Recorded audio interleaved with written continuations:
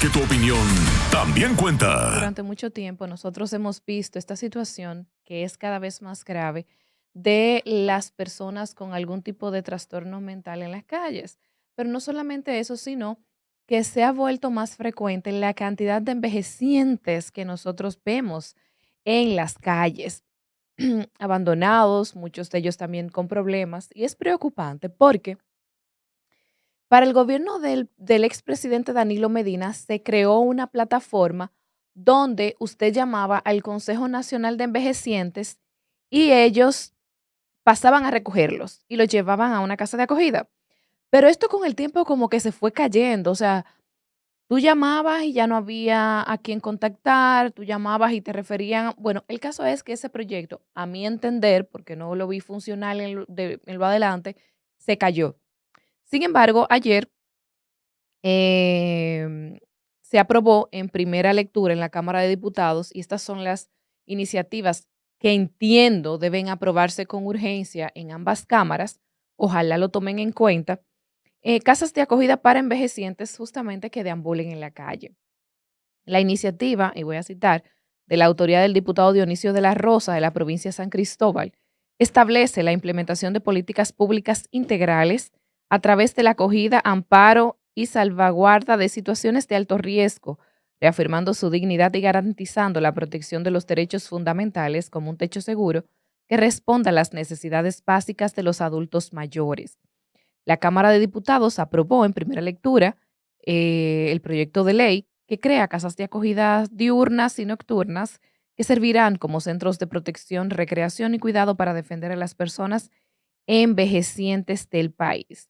Según este proyecto, la intención es garantizar que los adultos mayores cuenten con amparo diurno y nocturno en un techo seguro que responda a las necesidades básicas, protegiéndolos de situaciones de riesgo, reafirmando su dignidad y garantizando, como dije anteriormente, la protección de sus derechos fundamentales. Los fondos para la ejecución de esta ley serán tomados del presupuesto general del Estado en los capítulos correspondientes al Ministerio de Vivienda, Hábitat y Edificaciones a partir del año fiscal siguiente a la entrada en vigencia de este proyecto. Y miren, aunque este proyecto es sumamente importante, es necesario y las razones se las expliqué anteriormente, pero nosotros también debemos hacer un levantamiento minucioso de los familiares de esos envejecientes que nosotros tenemos en las calles, porque algo está sucediendo. Muchos puede ser que se hayan extraviado y los familiares hayan perdido la esperanza, como ha sucedido en algunas ocasiones. Otros pueden ser que hayan sido lanzados a las calles por los mismos familiares que se ha visto en ocasiones anteriores, al igual que con las personas con algún tipo de trastorno mental. Entonces, independientemente de que el Estado tome alguna medida que le corresponde con respecto a las personas envejecientes, en especial, no solo porque son una población vulnerable, sino que ya cuando están en una situación de enfermedad y esos aún son una población más vulnerable, pero se debe verificar qué sucede con las familias de estos envejecientes también, cuál es el entorno en que viven, qué ha sucedido, si pueden o no protegerlo, si en vez de protegerlo les maltratan. O sea, se debe hacer un levantamiento importante que corresponda a nosotros poder tener información de lo que realmente está sucediendo y está provocando que cada día nosotros tengamos más envejecientes en las calles. ¿Por qué es importante? Miren, estas casas de acogidas, como dije, son necesarias, pero hay mucha gente desaprensiva. Y esto se puede prestar también a que con el tiempo más y más personas justamente lancen a sus familiares, a esos envejecientes que no tienen quien los proteja, a las calles buscando una solución a lo que ellos entienden que es un problema. Y es importante tomarlo en cuenta porque la responsabilidad debe ser compartida.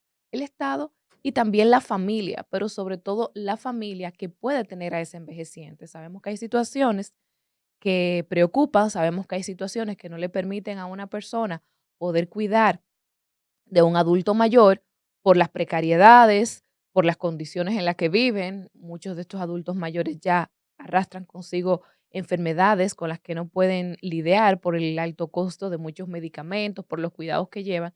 Pero es importante que lo hagamos de la mano con las investigaciones sociales correspondientes para nosotros tampoco ir a saturar el sistema. Es una buena iniciativa, ojalá el Senado la tome en cuenta y la apruebe lo más pronto posible. Y bueno, en otra información, yo quiero hablarles de un tema justamente a raíz de un comentario que trajo Eurica ayer con respecto a la justicia, a las familias, ¿no? Y a la ideología de género en la justicia dominicana, que ha permeado, de hecho, la misma ideología ha permeado parte de la justicia dominicana cuando se trata de género, cuando se trata de hombre o mujer. Y eso lo hemos visto a través de los últimos años que se ha intensificado. Y quiero hablar de un tema porque son varios los casos que he visto y voy a citar más adelante uno que es muy importante porque es un caso conocido y conocido por la persona que se vio involucrada. Quiero hablarles brevemente del síndrome de alienación parental, mejor conocido como SAP en el área, en términos clínicos ya, y su impacto en la justicia dominicana. Comenzando porque el síndrome de alienación parental es un conjunto de síntomas y signos que se produce en un hijo cuando uno de sus progenitores, justamente a través de diversas estrategias, transforma o condiciona la conciencia de su hijo para impedir, obstaculizar o destruir el vínculo con el otro progenitor. Y usualmente ocurre en padres divorciados. ¿Por qué traigo este tema? Miren, hace unos años ya tuvimos un caso muy importante con el doctor justamente Perrone, un neurocirujano de mucha relevancia en el país, que tenía un gran centro en una gran plaza de esta ciudad, de hecho, y se vio involucrado en un caso judicial y ese caso, em, que fue un proceso bastante largo, fue fue privado de su libertad durante 2 años. Fue apresado durante 2 años.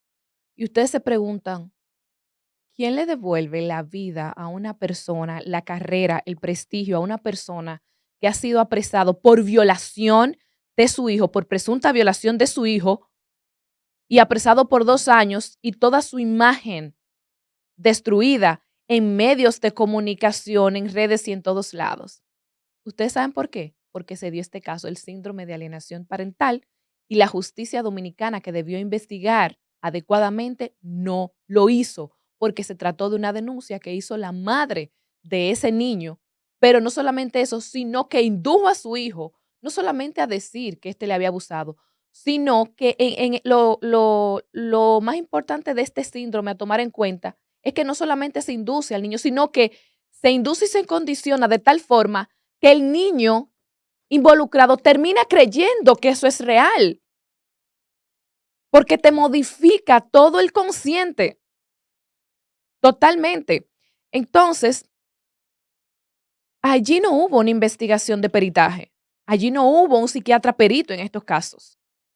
Y nosotros debemos tener mucho cuidado de lo que está pasando en la justicia dominicana, porque allí adentro pueden haber muchos hombres, puede haber muchos hombres y también mujeres involucrados en casos graves de abuso sexual y de otro tipo de abuso, abuso psicológico, abuso verbal, abuso físico, porque un padre esté disgustado con el otro, porque un padre de ese niño esté disgustado con el otro. Y señores, la justicia, su nombre lo dice, debe ser justa. Que yo como mujer ponga una denuncia no quiere decir que mi denuncia tiene más peso o que mis declaraciones tienen más peso que la de mi pareja o viceversa. Para eso, sobre todo en casos graves de violación, deben establecerse peritos especializados en psiquiatría. Para eso estaba el INASIF, por ejemplo, también. Los peritos deben estar en la justicia, deben estar a la disposición de la justicia. La justicia debe contar con ellos, porque ¿quién le devuelve? Yo vi a este señor, que de hecho atendió en una ocasión a mi esposo en el aeropuerto, y yo me le acerqué y le pedí excusa. Yo no tuve nada que ver, pero yo le pedí excusa como ciudadana. Porque ¿quién le devuelve la reputación a ese médico? ¿Quién se la devuelve? ¿Quién le devuelve la reputación a tantos padres y a tantas madres que han sido víctimas de este tipo de manipulación? No se la devuelve nadie. ¿Quién le devuelve esos 2 años? Nadie se lo devuelve. Pero todavía peor, ¿y la pena para quien incurrió en esto? Para quien engañó a la justicia. ¿Y la pena para quien puede manipular así a su hijo? Entonces, desde aquí, yo hago un llamado a la justicia dominicana para que por favor,